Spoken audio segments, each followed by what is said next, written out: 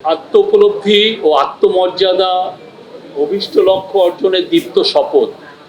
আমার মনে হয় আমরা সবাই শপথের মধ্যেই আছি, নতুন করে শপথের কিছু নাই।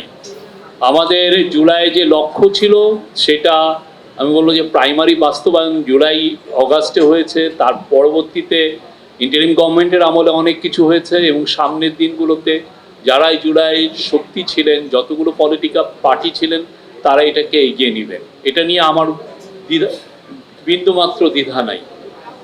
বিএনপি আসছে, তারপরে যদি নতুন কোনো পলিটিক্যাল পার্টি যেই থাকুক না কেন, সবাই আমরা মনে করি আগামী বাংলাদেশ তৈরি করবে জুলাইয়ের শক্তিরা।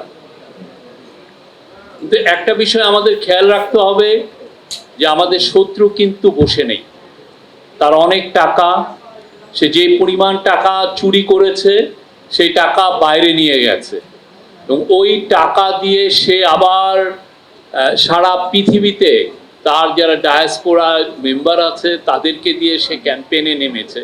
এখানেও তার ছানাপোনারা আছেন, তারাও হয়তো বা সেই টাকার অনেক ভাগ পাচ্ছেন, তারাও এই নতুন করে নিউ ন্যারেটিভ তৈরি করার চেষ্টা করছেন।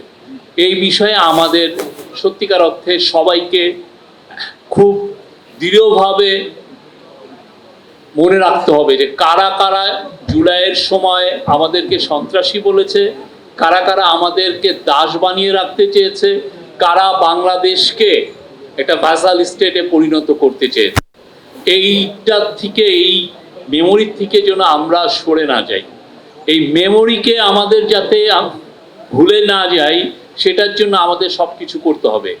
আর একটা জিনিস আমি মনে করি যে বাংলাদেশের যারাই জুলাই আন্দোলনে ছিলেন তাদের সবার থেকে একটা বড় আওয়াজ আসা উচিত, যাতে জুলাইয়ের যারা হত্যাকাণ্ডে জড়িত ছিল সে পৃথিবীর যেখানেই থাকুক না কেন এবং যত বছর থাকুক, এদেরকে যেন আমরা আইনের সম্মুখীন করি, তাদেরকে যেন ট্রায়ালের সামনে আনতে হয়। এটার জন্য আপনারা অনেক বিদেশে অনেক জায়গায় অনেক উদাহরণ আছে। আপনি দেখবেন যে ইসরায়েল যারা নাজিদের মধ্যে যারা বেঁচে ছিল সিনিয়র লিডারশিপ, তাদেরকে ধরার জন্য বছরের পর বছর, দশকের পর দশক তারা এই কাজে তাদের ইন্টেলিজেন্স এজেন্সিকে নিয়োজিত করেছে। অন্যান্য ল্যাটিন আমেরিকার এরা 20-30 বছর ধরে এখনো ট্রায়াল করে যাচ্ছে, যারা 70-এর 80-র দশকে ল্যাটিন আমেরিকাতে গুম খুনে জড়িত। সেই পিনোশে যিনি চিলিতে কু করেছিলেন 1973-তে, তাকে 1998-এ ইউকেতে অ্যারেস্ট করা হয়েছে। আমরাও যেন এই জায়গার থেকে ভুলে না যে আমার মনে হয় যে খুব ভালো একটা ইনভেস্টিগেটিভ এজেন্সি থাকা উচিত।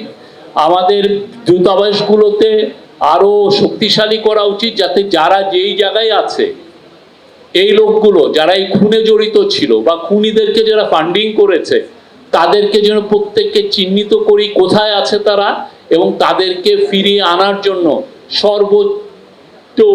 সবচেয়ে বেশি আমাদের ফোকাস এখানে দেওয়া উচিত।